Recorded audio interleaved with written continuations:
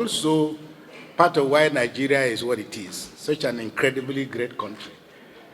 The relationship between President Obasanjo and his vice president is, for me, like the relationship, like a Catholic marriage. It may have troubles, but it doesn't break up. I think there also is evidence of what Nigeria's greatness is all about. And when I saw Peter Obi having a robust chat with Waziri, Elijah Atiku, I wasn't sure whether they were discussing a measure or whether it was just a casual conversation. But look, some of the things I would like to say, I don't have much time, but there's what I call the delusions about democracy. And I think there are a lot of people who are here. Many of you have understood the theory of democracy. And my friend and brother, Dr. Kayode Fayemi, who has done both the practical and the theoretical and so on. And I'm happy that President Obasanjo made reference to Athens. Because many of us, when we talk about democracy in Athens, we have certain illusions about what this democracy was all about. And indeed, if you pose the question, is democracy failing in Africa? The question to ask is democracy passing anywhere? Is there any part of the world that democracy is successful in?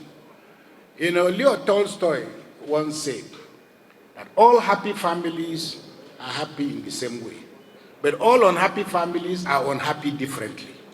So while democracy may be working, we pretend that it's not working, and President Obasanjo made the point, but it is successful, it is working for many people, because we can see from the changes in their lifestyle, the measurable changes in their accounts, the measurable changes in the opportunities available to them. So for those people, democracy is working. For those who may have failed and are still waiting, democracy may still work. But even in Athens, not everybody was at the square. Children were not in the square, women were not in the square, poor people were not in the square. And of course, the notion of representative democracy is because all of us cannot be in the same. But even if all of us are in the same room, I tell people, even if you go to Harvard, then they fail exam for Harvard. You go to Cambridge, some people, they fail. So we can, even if we are in one room, not only are our views different, our capacities and our competencies are different.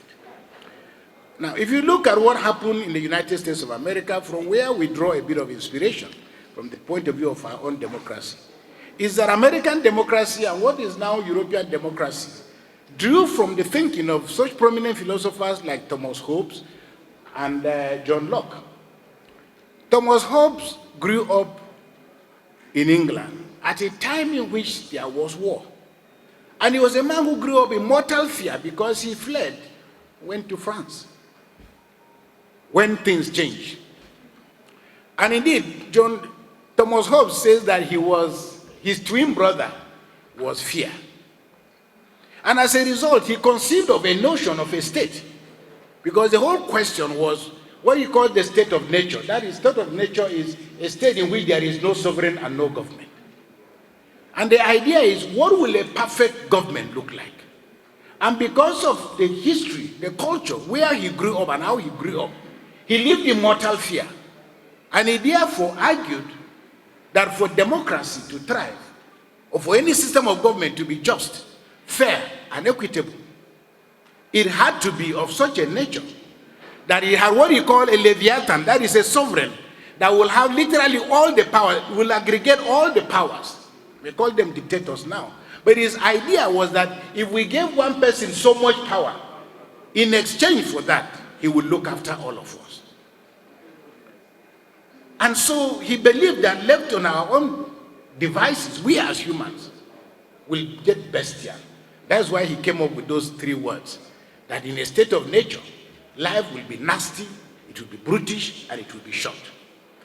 Now, John Locke, who was a far more influential philosopher, political philosopher, was a medical doctor in Oxford.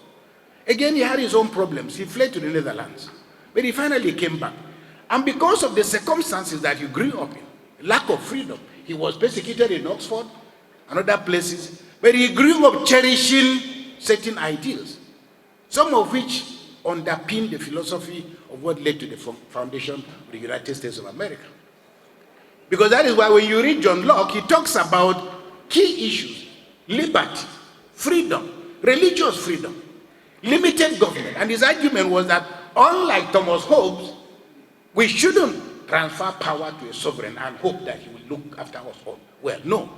John Locke believed that each and every one of us, created in the image and likeness of God, requires just a space to be able to exercise their freedom. And so he agitated for what he called limited government. And he focused on natural rights, the rights that are given to us and they inherit on us as human beings. The quality and quantity of rights that in 1948 became the United Nations Human Rights Declaration. He focused on private property. Every individual had a right to own their own property. Feudalism does not believe that ordinary people can own their own property.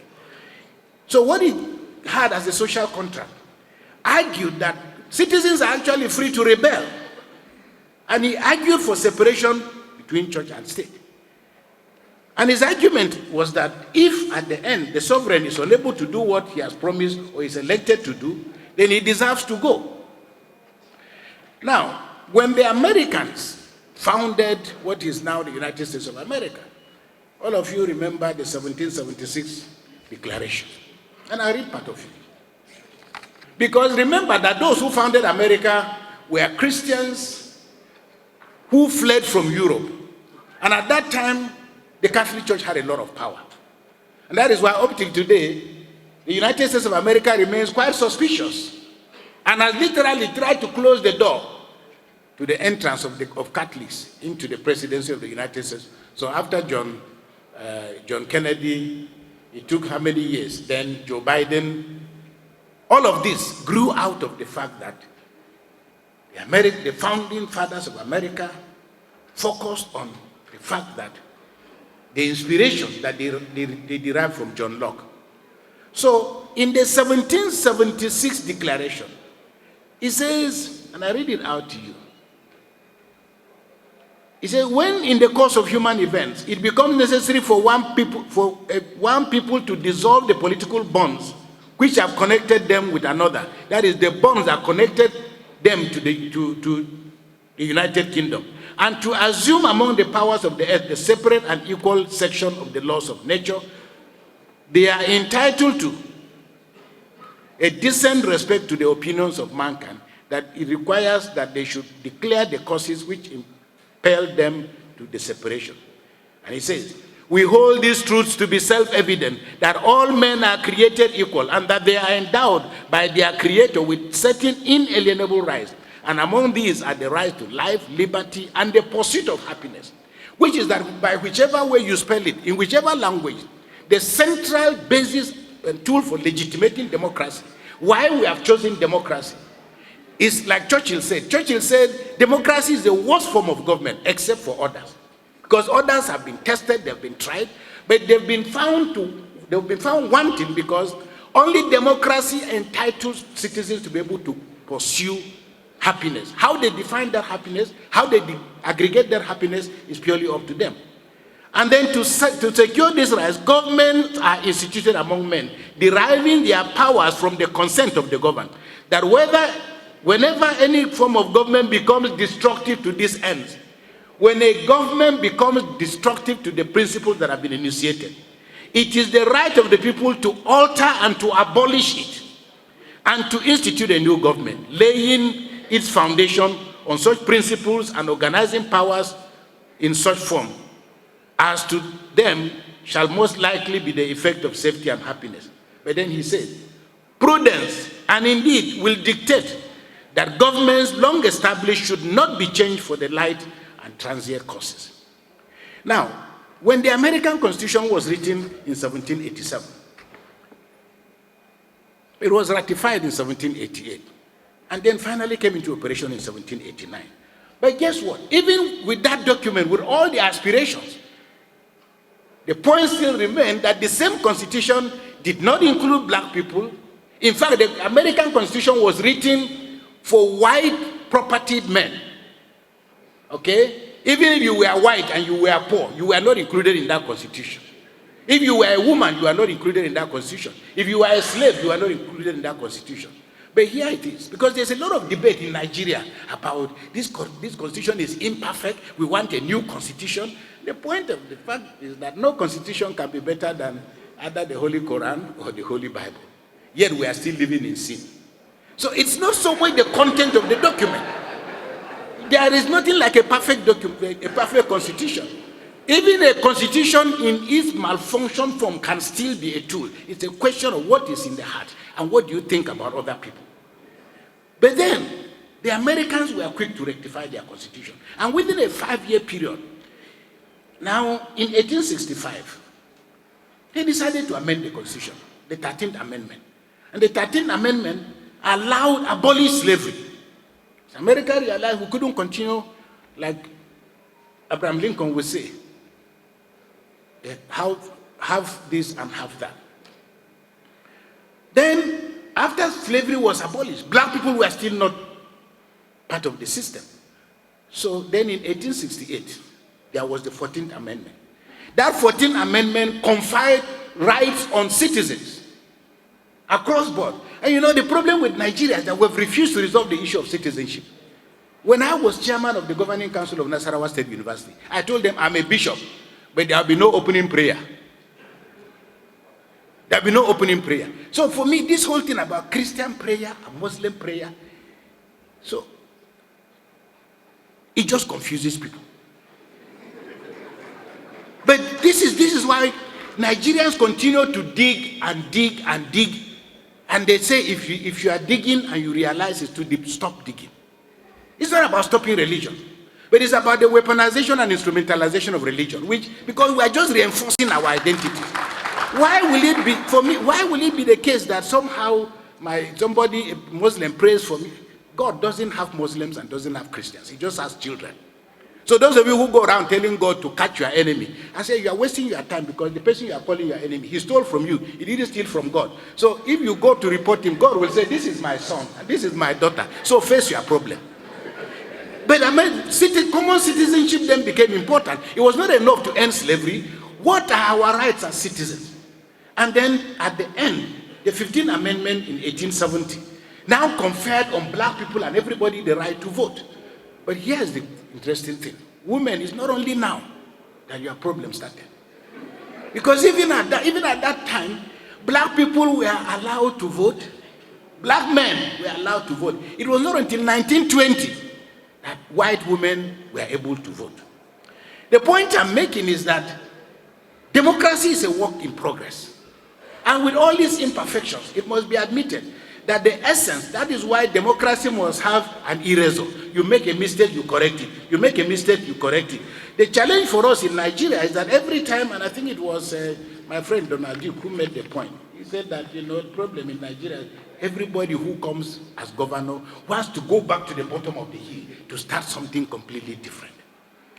If we do not have a mechanism by which we are measuring our growth, then our chest for a democratic society becomes an empty chest. So the question is, there is an American political scientist who published an article, you can find it online.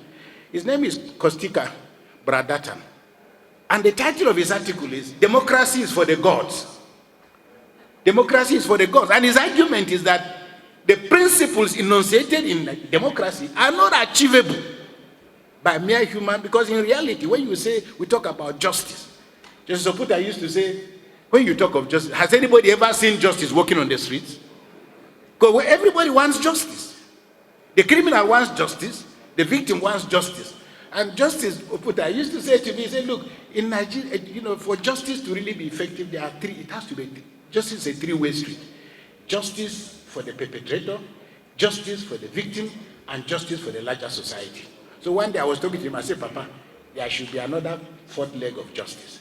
It's possible to have justice for the perpetrator, justice for the victim, justice for the society, but there has to be justice before God. But Bradatan makes the point that we are mere mortals and that a perfect democracy first doesn't exist, because for it to exist, it has to be by a perfect God. And that the notion of equality is an oxymoron, because there's nothing like, there's no ruler for measuring equality. If you go to the National Assembly, the senators are all senators, but they say they are ranking senators. Ranking senators. No matter your competence, it has to be, you have to fall behind those who have come before you.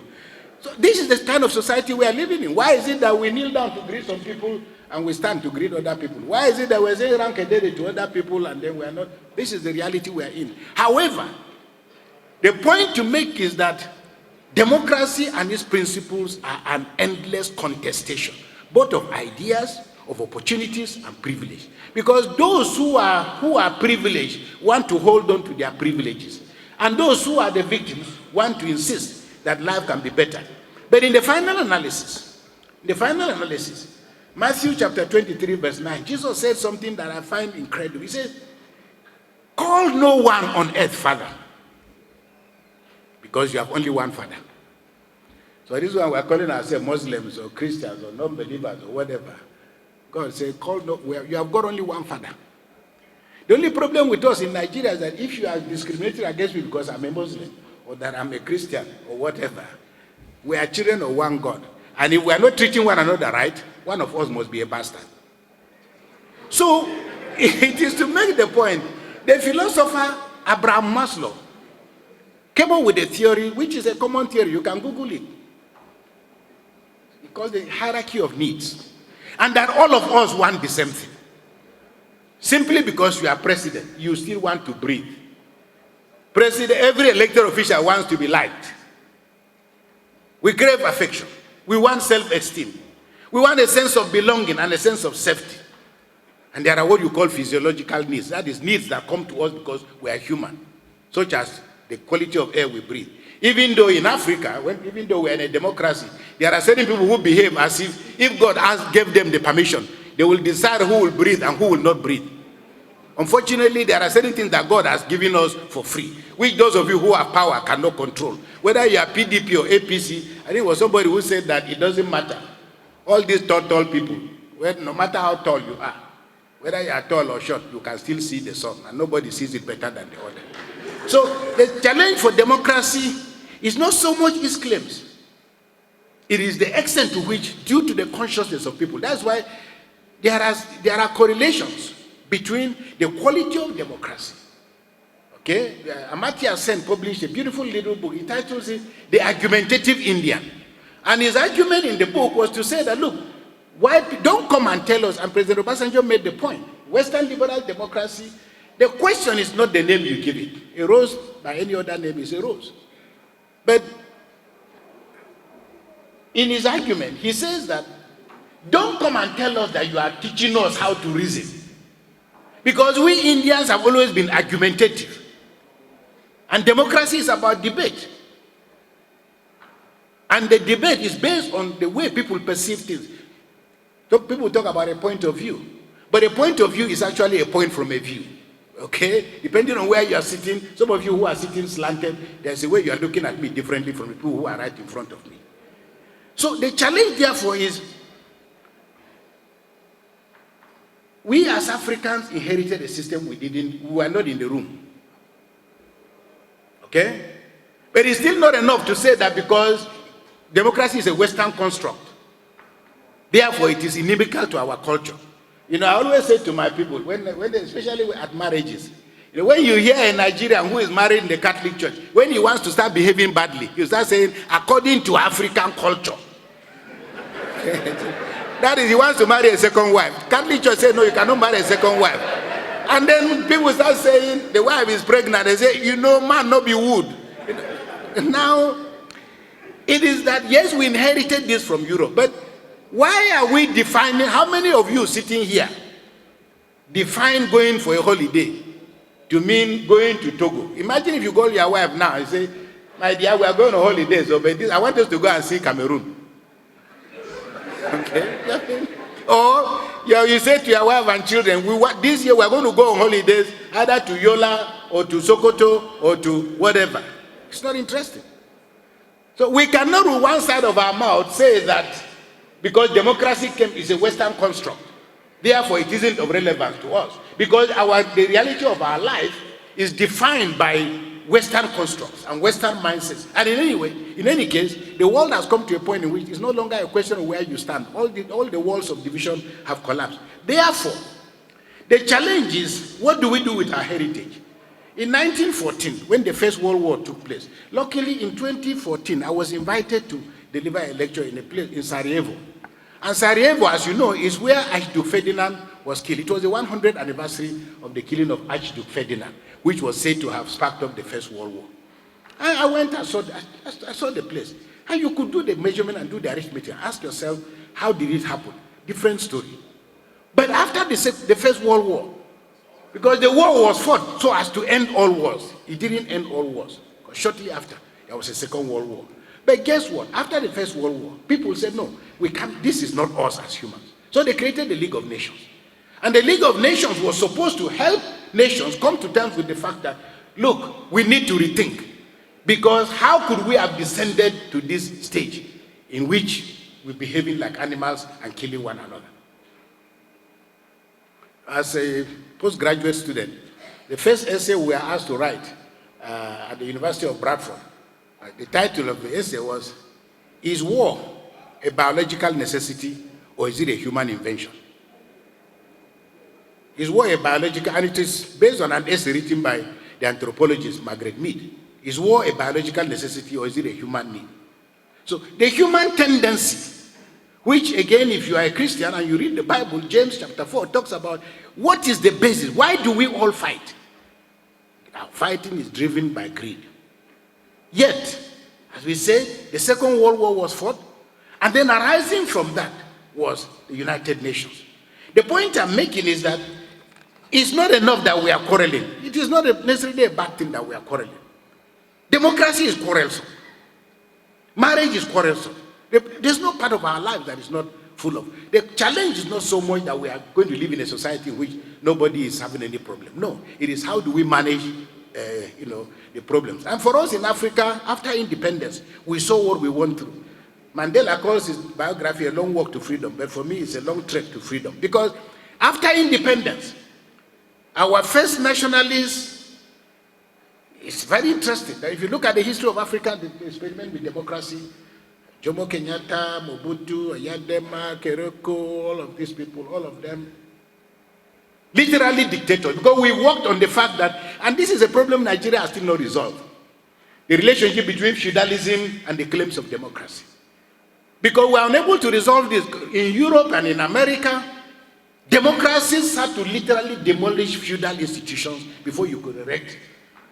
But now we are in Nigeria, and we are in state assemblies, we are everywhere, everybody is, you have to be a chief, you have to be titled president. So, and usually what I do now is if I meet people in Nigeria, I just bend down, hello chief, how are you? Because you have to assume the person is a chief.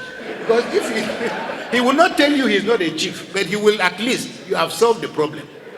But a society which is making claims to certain levels of equality, we can ask the question, what is the difference between democracy in Africa and democracy in Asia? There are differences. For example, if you look at the life of somebody like Lee Kuan Yew, it's very interesting because we all admire Lee Kuan Yew. He's a fantastic man. But look at, Lee Kuan Yew came to power in 1959. That's when he became Prime Minister of Singapore. And he didn't step down until 1990. So that is 31 years of conducting elections and winning elections. All right? And even when he became, he had to step down, he didn't go away. He made himself what you call senior minister. So he put somebody, and part of the reason was that his son, whom he was training to be prime minister, was not ready. So he put somebody there, and then he called himself senior minister. And he stayed as senior minister for 14 years. There was a minister there, but he was literally. And then when later on, he brought another person, and then he still called himself mentor minister. Okay? And he was mentor minister from 2004 to 2011, when he probably could no longer work. Now, all of us admire him, but that means that he was president of his country for, literally he supervised the affairs of his country for 50 years. 52 years. The point to make is, and this is where President Obasanjo's point is important, it's not so much what do we make out of the goals of human rights, justice, fairness, equity. What do we make of them when we come to pursue them in Africa? This is the question. And of course, there has been a huge debate as to what kind of democracy really works for us. For them in Singapore, the luck they had was that Lee Kuan Yew went to Cambridge. He and his wife, they both went to Cambridge and came back with first class. And he raised the bar. Lee Kuan Yew decided that the only people who could work in the public service in Singapore has to be the equivalent of the Nigerians who are heading to NNPC. If you got a first class, you went to public service in Singapore.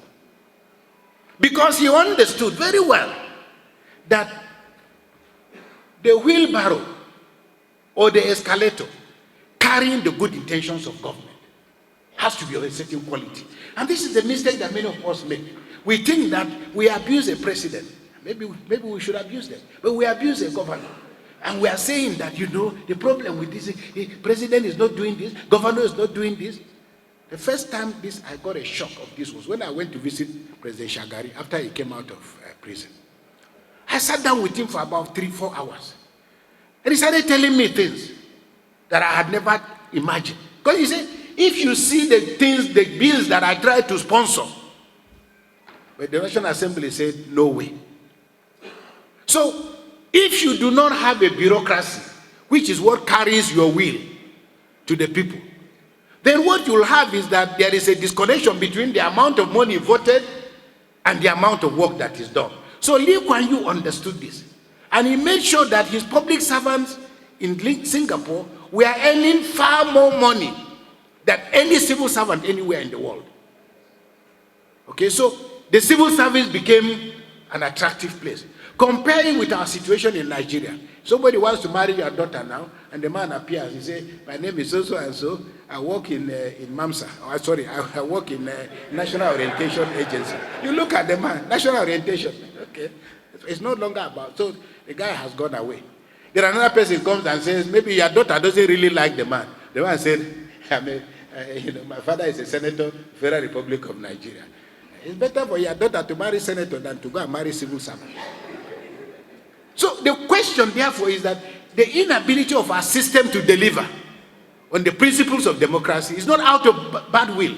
It is largely because we've not dealt with the whole question of who are delivering on the services. I'd like to try and end because I still have a few things, but let me try and see if I can end. The question then is, how do we measure the benefits of democracy? We all understand that at the end of it all, democracy hangs on principles such as, for example, democracy promises cultural and religious freedom. That's why the first amendment of the American Constitution, first amendment, was to insert the freedom of religion and freedom of speech and freedom of the press. You cannot hope to be in a democracy if the media does not have the opportunity to do its job. Okay? The second point is, the essence of democracy is the defense of human rights, anchored on the principles of equity and fairness. Now, Justice Oputa, again, he was my father. I learned so much from him. I've been lucky, a very lucky Nigerian. I've worked with 3 justices of the Supreme Court, Justice Oputa, Justice Uwese, Justice Nikki Toby, thanks to President Obasanjo in many respects. But he used to tell us a joke. He said, somebody went to London, and then the man got to London. He was saying, I want to go to the police. He saw a cleaner. He said, I want to go to the High Court of Justice. Where is the way? The man said, look, go all the way. Just keep going, keep going. You turn right, turn left, then you see the High Courts there. But whether they deliver justice, I don't know. But you will find the High Courts there. Now, we worry, and I hear Nigerians every day we are convinced that what is wrong with our country is that we have a justice system that is not working. I feel sorry for the people who are judges. I really do. Because during these elections, even me, small me, metaphorically and practically, I'm not a big man, small me, I have people calling me. Talk to so and so. Talk to so. If you are a judge in Nigeria, there was a case of a friend of mine who was a governor, and he was in the tribunal.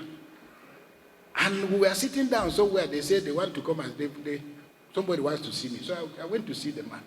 He said, "This governor is your friend." We have a tribunal, he has a tribunal case. And my wife is the chairman of the tribunal. He has not even looked for me, hasn't come to see me.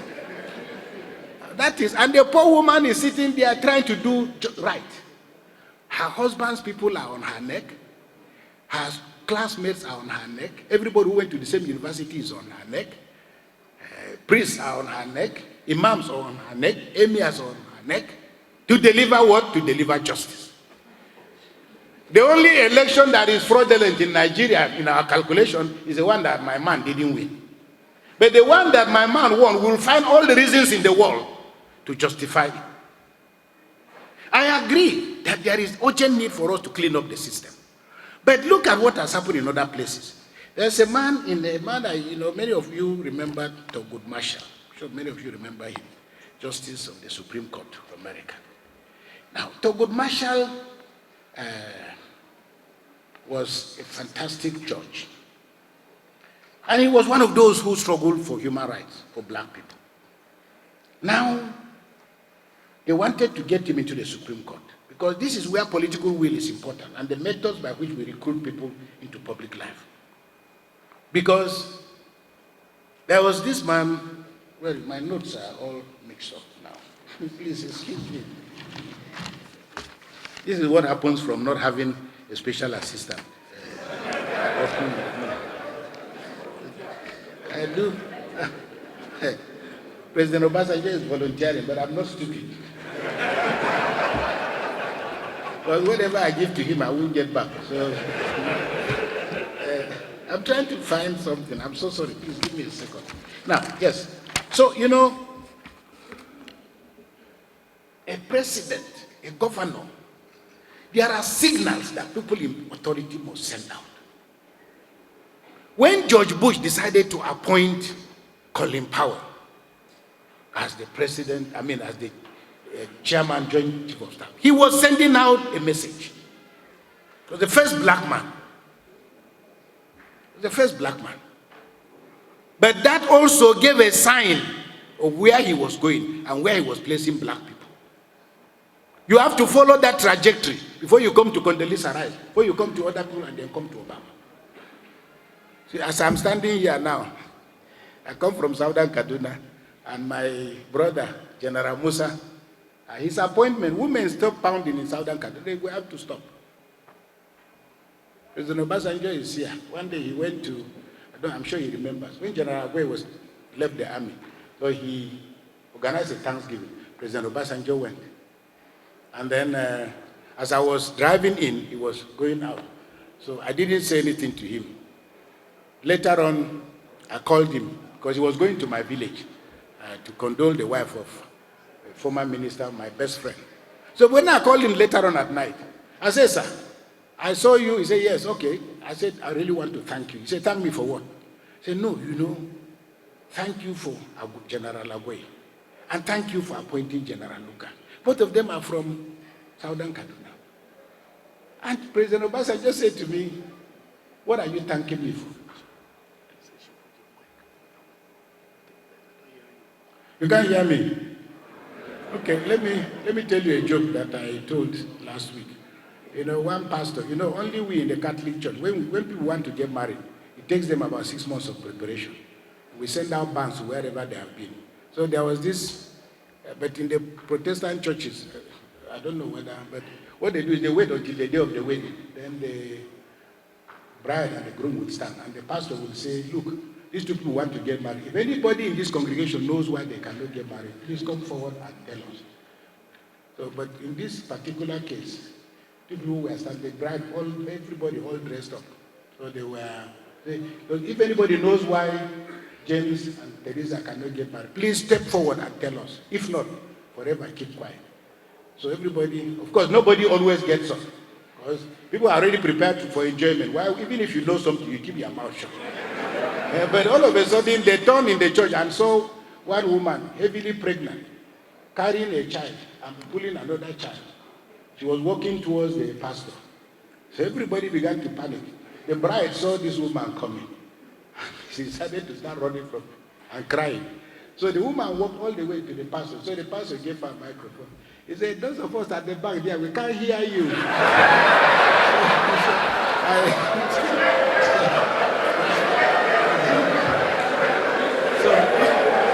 I'm sorry. So, please let me. I'm sorry. Let me come back to what I was saying. Thank you. But a president or a governor must make certain choices and send out signal about where they're going. But if you may be wondering, they just announced a new university in Southern Canada. You'll be wondering, what are you laughing about? What are you excited about? Oga, we will be excited. Because in the history, since Kaduna State was created in 1986, the only sign of industry that we saw in Kaduna was under Balarabe Musa, who started building a ginger factory in a place called Kachia. And then, as you know, he was impeached.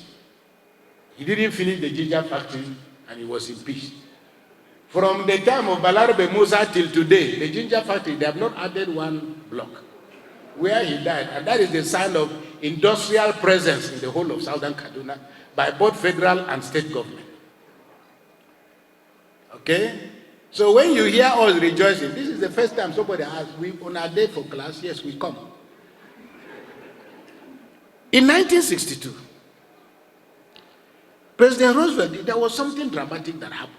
There was this president who wanted, in the Supreme Court of America, he wanted Thurgood Marshall, a black man, to enter the Supreme Court. For a black man to enter the Supreme Court for the first time. And he didn't know what to do. So what he did was, he went to his friend, Justice Clark. Justice Clark, he was a justice of the Supreme Court. And he had helped him to campaign. So what he did was, he now went and promoted the son of Justice Ramsey to the position of Attorney General. After he made him Attorney General, Ramsey now realized that it would be foolish for him to remain in the Supreme Court while his son is Attorney General. So he decided to tender his resignation, which is what the president wanted. And because in the American Supreme Court, you stay until you die, or you say you don't want again. Even if you are on a wheelchair, you still remain, because it's for life. And it was when Justice Ramsey came out of the Supreme Court that Thurgood Marshall got a place. The point I'm making is that democracy is about equity, is about justice. We all want the same things. And I want to end by asking, how do we know that a country is democratizing? We can know by the quality of, even a blind man can tell when it is raining. We don't need to preach about democracy. The question people should ask is, why should we allow our people to be nostalgic about the military or about colonial rule? Because there are times Nigerians have said openly, we wish white people will come back. We wish the military will come back. We wish this person will come back. The question, therefore, is whether we measure our democracy by the kind of things we want for ourselves.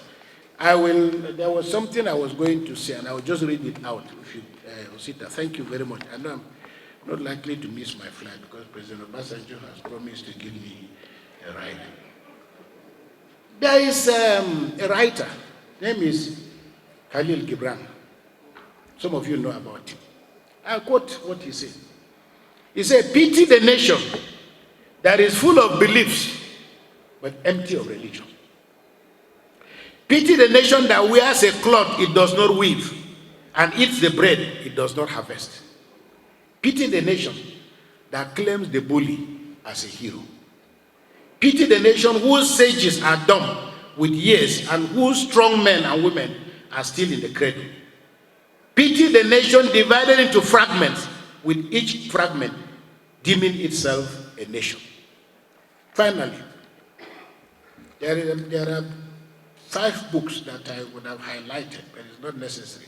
Because if you ask the average Nigerian politician, what book are you reading now? Okay? Maybe people are busy with matters of budget and appropriation. But you cannot be a president, you cannot govern this country without constantly engaging in mental reflection about what is happening elsewhere. So I recommend 5 books, if you are able to. One is Michael Pillsbury. And it's a fantastic book. The title of the book is The 100-Year Marathon. China's secret strategy to replace America as the global superpower. It's a fantastic book. But it talks about what we are seeing in China now. They started planning 100 years ago. Nigerian politicians must therefore understand that delivering on these services takes a while. The second is great power inside the political mind, the human side of politics and how it shapes development. And then one of my favorite, Moses Naim, The End of Power. Why being in charge is not what it used to be. And then a second book by him, The Revenge of Power, How Autocrats Are Reinventing Politics in the 21st Century.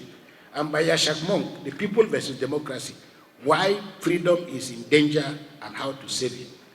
And Levitsky and Ziblatt, many of you know this, How Democracies Die, What History Reveals About Our Future, and so on. I want to end. In summary, the democratization of development. The democratization of development leads to the development of democracy. That is, if you decide to equitably democratize development and not take every institution, university, medical school, whatever, to your village, and if all the roads don't lead to your village, if you appreciate the fact that the poor people living on the hills, the poor people living across the river, they too didn't come to accompany you. So if we are honest enough to democratize development, we will be able to develop democracy. I thank you very much for your patience.